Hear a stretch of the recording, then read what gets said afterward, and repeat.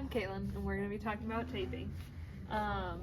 Okay, so the idea behind taping is helping to turn on or off a muscle. So if a muscle is too active and too loud, maybe pulling in this position, we may want to tape to turn that muscle off.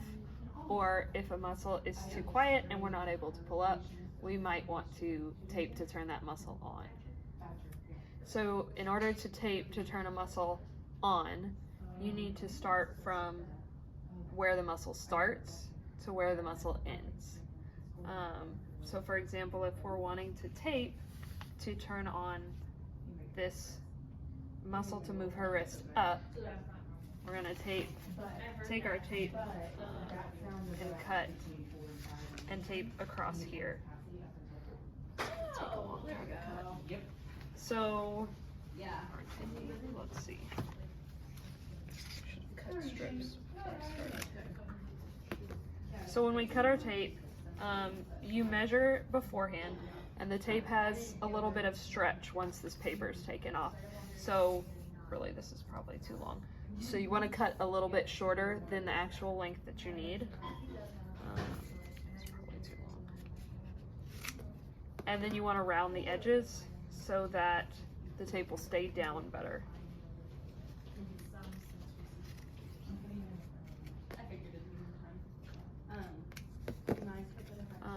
Okay, so then to tape to turn on this muscle, which would pull your wrist up, I'm going to start where the muscle starts, right up here at the elbow.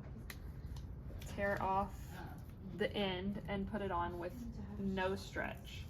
This is just going to hold the tape in place. Then I'm going to take the paper backing, grab and pull. So there's like 100% stretch as far as you can take it, and then I back off about halfway, so it's got just about halfway stretch, and lay that down with that tension, and then again you lay the end down with no stretch so that it helps stay in place.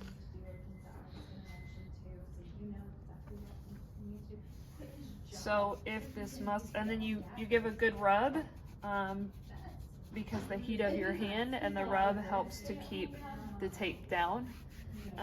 The tape's waterproof. It will last about 3 to 5 days. Before you tape a patient, you always want to do a test patch for that 3 to 5 days. So if Carson had never been taped before, you would take a little small piece and place it somewhere near where you were anticipating taping and leave it on.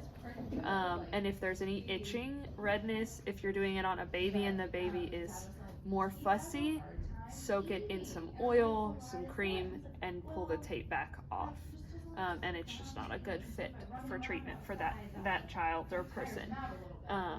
So you always want to test and then leave. If they don't react immediately or within that first day, leave it on for the full 3 to 5 days and make sure there's no reaction for the full length of time that you'd want the tape to be on.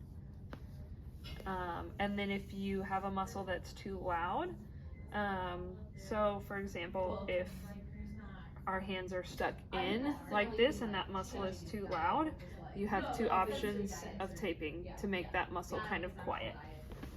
So you can take a piece of tape, cut and go from where the muscle starts here, and come up to where the muscle, or from where the muscle ends here to where the muscle starts up here. And that will help quiet. You can also take a piece of tape and go directly across the muscle, and that will help calm the muscle as well.